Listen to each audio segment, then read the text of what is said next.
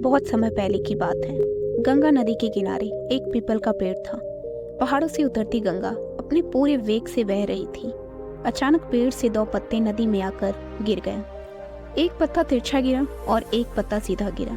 जो पत्ता तिरछा गिरा था वह जिद पर अड़ गया कि और कहने लगा कि आज चाहे जो हो जाए मैं इस नदी को रोक कर रहूंगा, चाहे मेरे प्राण ही क्यों ना चल जाए, मैं इसे आगे नहीं बढ़ने दूंगा।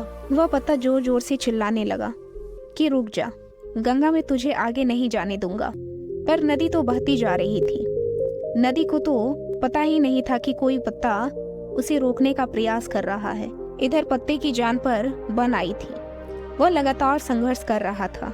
वो पत्ता नहीं जानता था कि बिना लड़े भी वही जाना था जहां थककर और हार कर पहुंचा जाएगा। परंतु अब और तब के बीच का समय उसके लिए दुख और संताप का समय बन चुका था।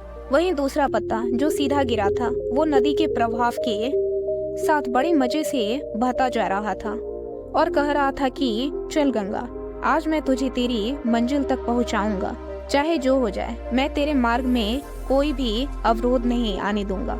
नदी को इस पत्ते के बारे में कुछ पता नहीं था।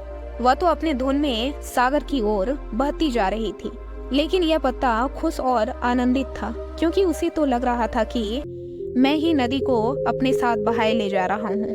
तिरछे पत्ते की तरह सीधे पत्ते को भी यह नहीं पता था कि चाहे वो नदी का साथ दे या नहीं दे, नदी तो वहीं पहुँचनी है जहाँ उसे जाना है। पर अब और तब के बीच का समय उसके लिए आनंद का समय बन चुका था।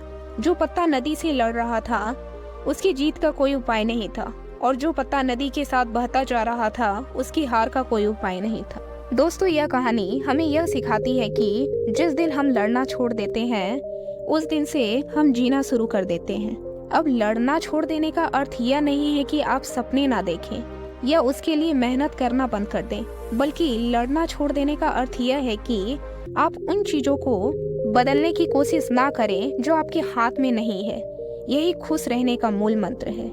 दूसरों को बदलने में अपना जीवन को बर्बाद ना करें, बल्कि खुद को बदलें।